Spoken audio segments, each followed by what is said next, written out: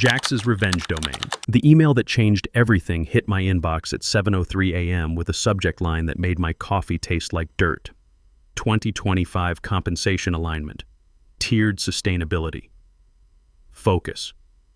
By 8:57 a.m. that same morning, I'd uploaded one slide that cost them everything they thought they'd saved.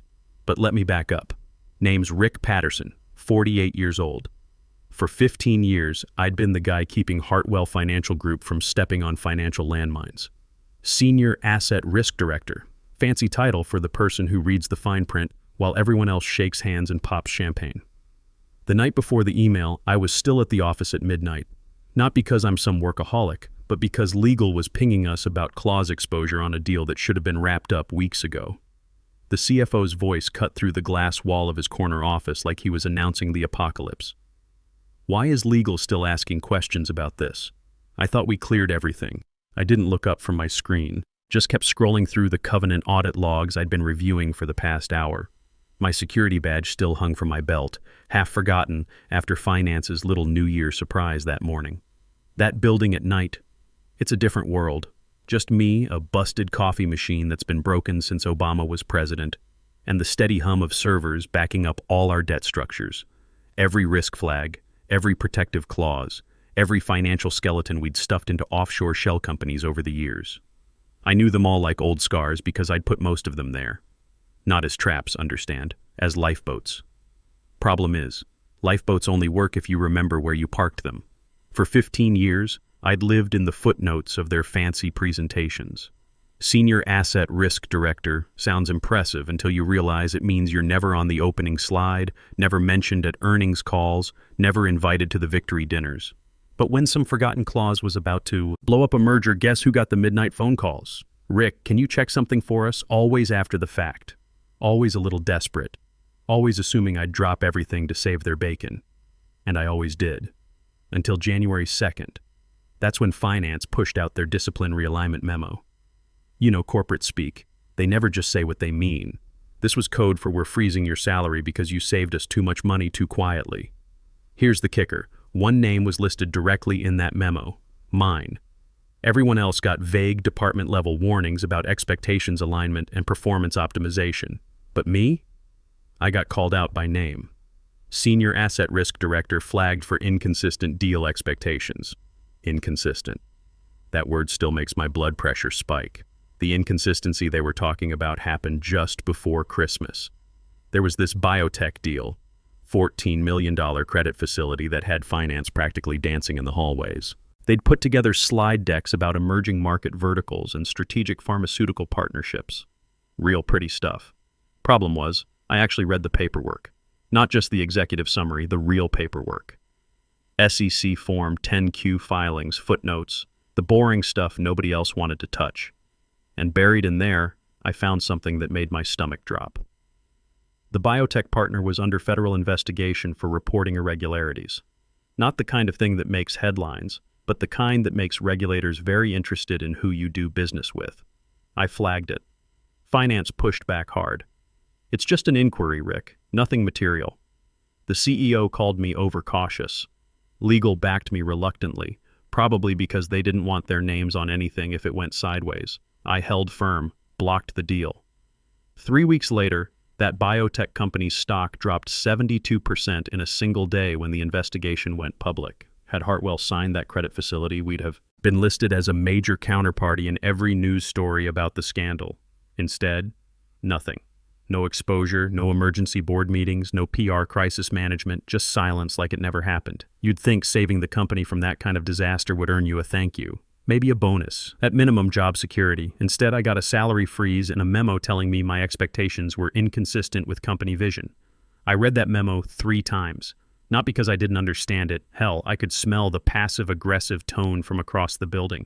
I read it because I needed to feel every word burn into my memory. Then I closed the PDF. Didn't respond. Didn't schedule a meeting with HR to discuss my concerns. Didn't even tell my team what was happening. They were already buried under 2 acquisitions and a client sell-off. Last thing they needed was to worry about whether their boss was about to get shown the door. Instead, I did something else. I opened my private files, the ones I kept backed up on encrypted drives that IT didn't know existed. 5 years of asset mappings, entity exposure paths, trigger thresholds, cross-default relationships between every subsidiary, shell company, and holding corporation in our network. Each document was audited, notarized, and because I'd learned never to trust anyone above my pay grade, privately watermarked with digital signatures that proved I'd written them. At the time, I wasn't thinking about revenge, I was thinking about insurance. Because here's the thing about financial networks. They're not built like brick walls, they're built like spider webs. Everything connected to everything else. One thread snaps, and if you don't know which ones to reinforce, the whole thing comes apart. I'd spent 15 years making sure Hartwell's web stayed strong, but I'd also made sure I knew exactly where every weak point was. I didn't run a dramatic security scan that night or start plotting some elaborate takedown. I just did what I always did, my job. But this time, I did it knowing they'd already decided I was disposable. I ran a quiet diagnostic check on our current exposure levels. Nothing flashy, just a routine scan to see where we stood. 3 issues popped up immediately. Minor stuff on the surface, but when you know how these things connect, minor problems have a way of becoming major disasters. First flag, a shell company called HW Holdings 57 that had been created the previous March. Registered quietly in Delaware, nothing unusual there. But it was linked to a 2019 cross-collateral clause, one I'd personally written after the Dean bond collapse nearly took us under. Same clause that had just mysteriously disappeared from the latest board presentations. Second flag, a debt servicing delay. 42 days behind schedule, which normally wouldn't raise eyebrows. Companies miss payment deadlines all the time. But this particular delay was tied to our vendor payment system, and that system was connected to our quarterly performance requirements. If the bridge loan defaulted, it would trigger a cascade effect across multiple subsidiaries. Third flag, an intercompany transfer delay between our Hong Kong and Dublin operations. Again, delays happen. But this one meant someone upstream was either moving money late or not moving it at all, hoping nobody would notice the gap in the quarterly reports. Individually, these were paperwork problems. Together, they were a loaded gun.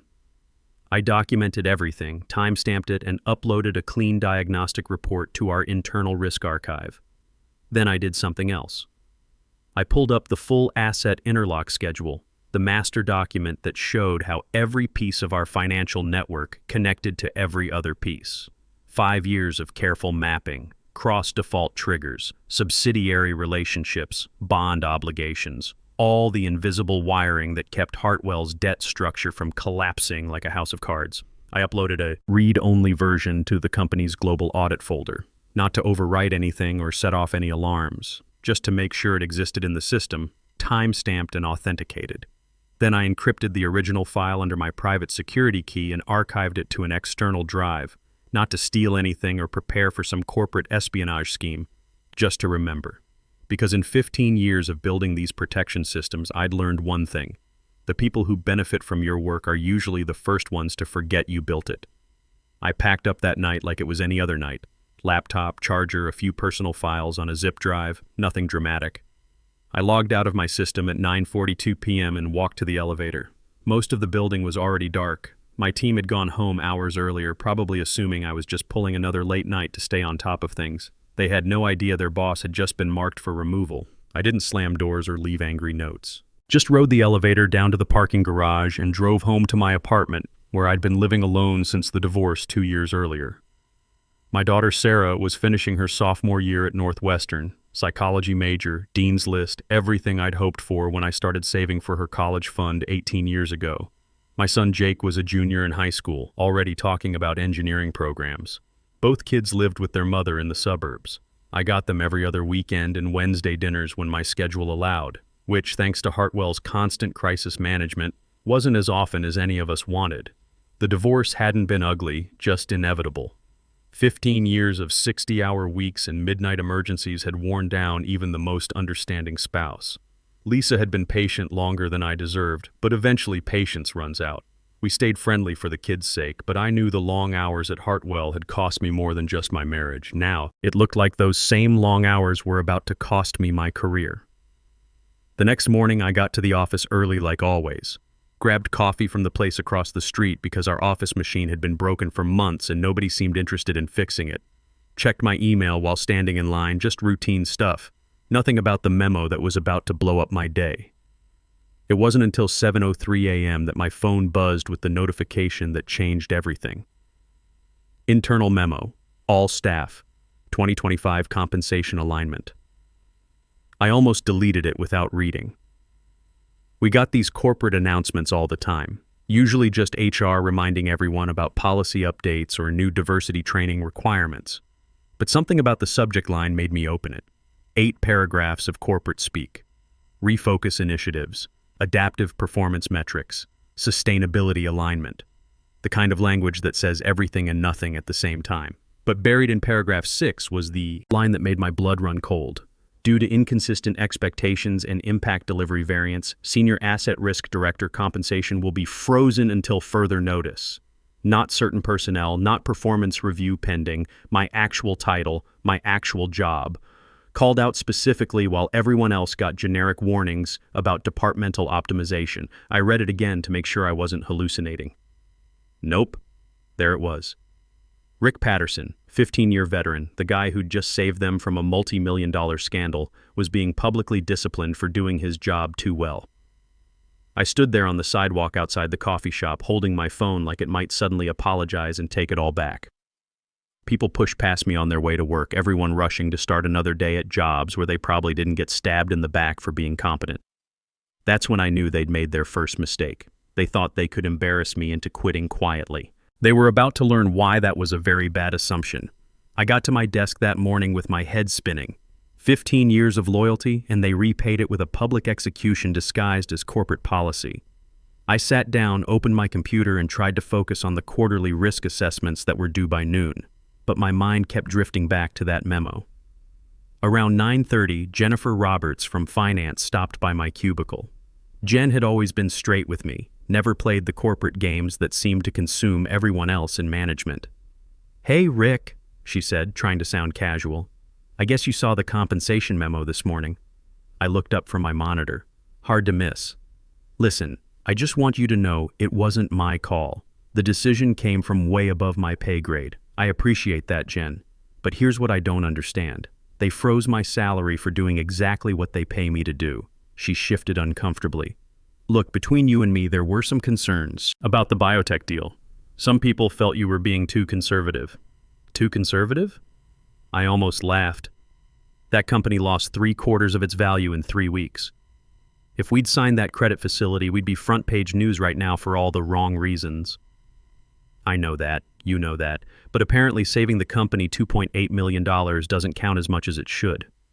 After she left, I sat there staring at my screen, trying to process what had just happened. They weren't just freezing my salary, they were sending a message to the entire company. This is what happens when you question management decisions, even when you're right. That's when I remembered something that made my stomach drop. About a week earlier, I'd gotten a late-night email thread that I wasn't supposed to see. Someone in Treasury had accidentally copied me on a discussion about the Q1 board presentation. Nothing unusual there. I got copied on lots of financial discussions by mistake, but this thread was different. They were talking about streamlining legacy protection clauses and reducing compliance overhead, corporate speak for cutting the safety nets I'd spent years building. I'd deleted the email without thinking much about it at the time. Figured it was just another efficiency initiative that would die in committee like most of these things do. Now I wasn't so sure. I dug through my deleted items and found the thread. Sure enough, there it was. Daniel Morrison, the CFO, talking about outdated risk protocols and unnecessary complexity in our debt structures. My blood ran cold when I read the next part. We should be able to simplify the cross-default language before the board review. Most of those clauses haven't been triggered in years anyway. The cross-default language, the protection system I'd designed after the 2019 Dean bond collapse that nearly bankrupted half the investment firms on Wall Street. The system that automatically locked down our subsidiaries if any one of them hit financial trouble. They were planning to gut it. I pulled up the current board presentation draft from the shared drive, clicked through to slide 14, Covenant Health Overview, and there it was, or rather there it wasn't. Where clause 7.4c should have been, the automatic protection trigger I'd written in my own blood and sweat. There was now just generic language about pursuing commercially reasonable remedies in the event of creditor distress. Commercially reasonable. That phrase made me want to put my fist through the monitor. The original clause had teeth, real teeth. Should any entity listed under Appendix B breach its specified leverage threshold or miss its scheduled payments, immediate protection measures will trigger across all connected entities without need for board approval. It was designed to act like a tourniquet. One subsidiary starts bleeding money, and the system automatically stops the bleeding from spreading to the others. It had saved us. Twice in 2020 when COVID hit, and once in 2022 during the supply chain crisis. Now they'd replaced it with language so weak it wouldn't stop a paper cut. I scrolled down to Appendix B to see which entities were still covered under the new language. Most of the original 28 subsidiaries were still listed, including the newer ones like HW Holdings 57 that had been added during last year's expansion. Then, I cross-referenced the list with the diagnostic report I'd run the night before. The late payment I'd flagged, the one that was 42 days overdue, was from HW Holdings 57. My hands started moving across the keyboard without conscious thought. I pulled up the original 2019 protection protocol from my encrypted archives. The real one, with the real language, signed by legal and approved by the board of directors, complete with digital signatures from everyone who'd agreed it was necessary, including Daniel Morrison himself. The timestamp showed it had never been officially rescinded. No board vote to remove it, no legal review to sunset it, no formal notice that it was being phased out. They'd just deleted it from their presentations and hoped nobody would remember it existed. But I remembered, and I had the original documentation to prove it was still legally active. I sat back in my chair and looked around the office. People hunched over their computers, rushing to meet deadlines, trusting that the systems protecting their jobs and their company were still in place. They had no idea that management had just removed the fire exits and hoped nobody would notice until after the building was already burning. I opened a new document and started typing. Not an angry email or a resignation letter. Something else entirely. A single PowerPoint slide. The title read, Unreported Breach Status, HW Holdings 57 Entity. Below that, Trigger Threshold Exceeded as of December 29th, 2024. And at the bottom, in small but unmistakable text, Original Protection Clause 7.4c remains. Legally active per 2019 board authorization. Full cascade assessment required. I saved the file with a timestamp and uploaded it to the live board presentation portal, the system that automatically syncs across every device in the executive conference room. Then I sat back and waited for 8:57 a.m. The next morning I didn't go into the office. Instead, I drove up to a cabin I'd rented in the Adirondacks for the weekend. 2 hours north of the city, no cell towers, no corporate emails, just mountains and silence. But I brought my laptop. At 8:47 a.m., I logged into the company system from the cabin's kitchen table, still in my pajamas, drinking coffee that actually tasted like coffee instead of the burnt sludge from our office machine. My access credentials were still active. Nobody had thought to revoke them. After all, they'd only frozen my salary, not fired me. Just another sign they hadn't really thought this through. I opened the live board presentation portal and confirmed that my slide had synced properly. One additional slide inserted automatically into the Q1 board deck that was about to go live in the executive conference room. Then I sat back and imagined what was happening 120 miles south. The boardroom at Hartwell Financial Group was probably buzzing with the usual pre-meeting energy. Coffee cups being filled, iPads being synced, Daniel Morrison adjusting his tie and rehearsing his opening remarks about sustainable growth trajectories and optimized performance metrics. At exactly 8:57 a.m., according to the audit log, my slide appeared on every screen in that room. The call hadn't even started yet. I could picture the confusion. Someone would have coughed, someone else would have asked, "What's this slide about?" Then the silence as they read it, really read it. Unreported breach status, HW Holdings 57 entity, trigger threshold exceeded as of December 29, 2024. Original Protection Clause 7.4c remains legally active per 2019 board authorization. And at the bottom, the line that probably made Daniel Morrison's coffee taste like dirt, full cascade assessment required. My phone started buzzing around 10:15 a.m. I didn't answer it. By 10:30, I had 7 missed calls and 12 emails marked urgent. I still didn't answer. At 10:45, my inbox chimed with an email that made me smile for the first time in weeks. Subject line: clarification and immediate discussion required. No greeting, no small talk, just 8 paragraphs of corporate panic dressed up as professional courtesy. They wanted to connect for immediate discussion regarding recent contractual interpretations. They needed urgent clarification on legacy compliance obligations. They were requesting good faith collaboration on exposure assessment protocols.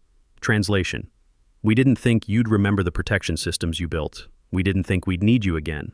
But now our lawyers are asking questions we can't answer.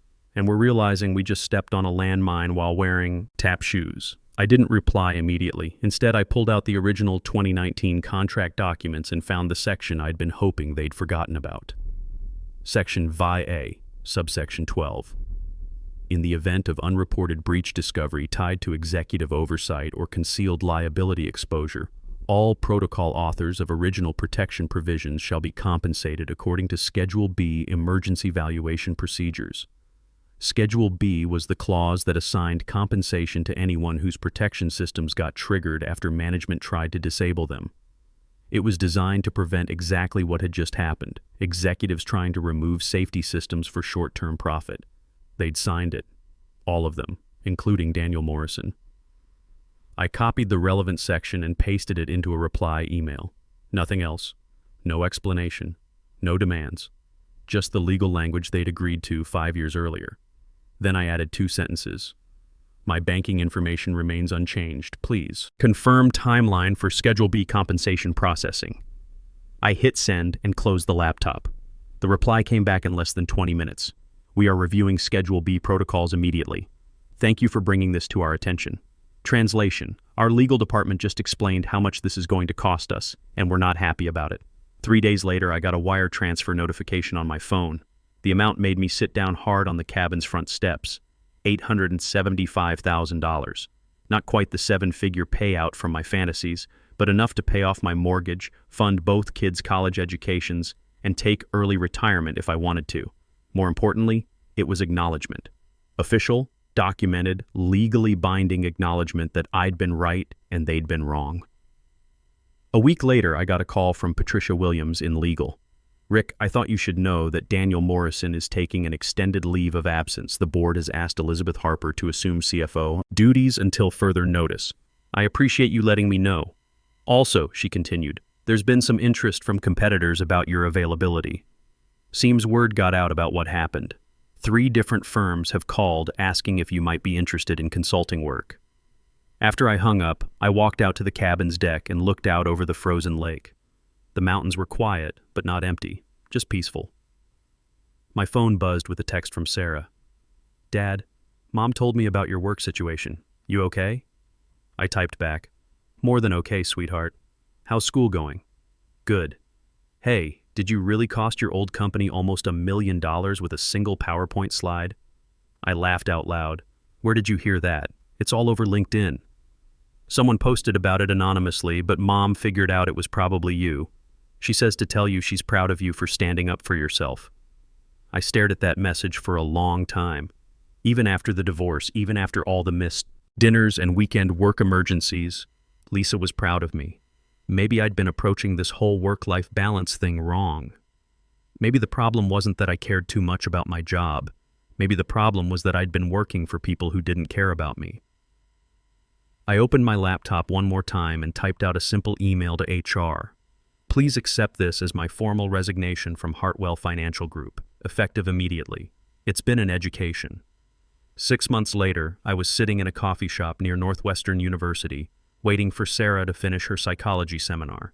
She'd invited me up for the weekend. First time in years, she'd made a point of asking me to visit instead of the other way around. When she finally showed up, she slid into the booth across from me with a grin I hadn't seen since she was 12. So, she said, stealing a sip of my coffee, I've been telling my friends about my dad who took down his entire company with a PowerPoint slide. They think, you're like some kind of corporate superhero. I laughed. I don't know about superhero. More like a guy who finally got tired of being taken for granted. That's exactly what I mean. You stood up for yourself. Mom always said you were too loyal for your own good, but when they crossed the line, you showed them what loyalty actually costs. That evening, I drove down to Jake's baseball game. First time I'd made it to one of his games all season. Hell, first time in 2 years I could attend without checking my phone every 5 minutes for work emergencies. He pitched 7 innings and struck out 12 batters. When he came off the mound after the final out, he looked up in the stands and spotted me. The smile on his face was worth more than that $875,000 payout. After the game, as we walked to the parking lot, he asked, "Dad, are you happier now?" I thought about it. The consulting work was interesting. 3 different firms were competing for my services, and I got to set my own schedule.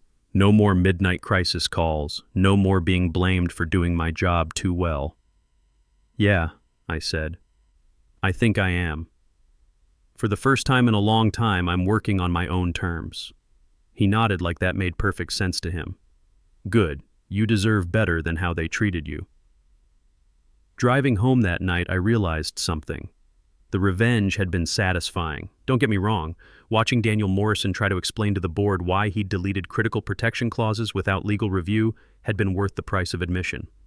But getting my life back? Having my kids respect me not just for providing for them, but for standing up for myself? Being able to prioritize family over corporate emergencies? That was everything.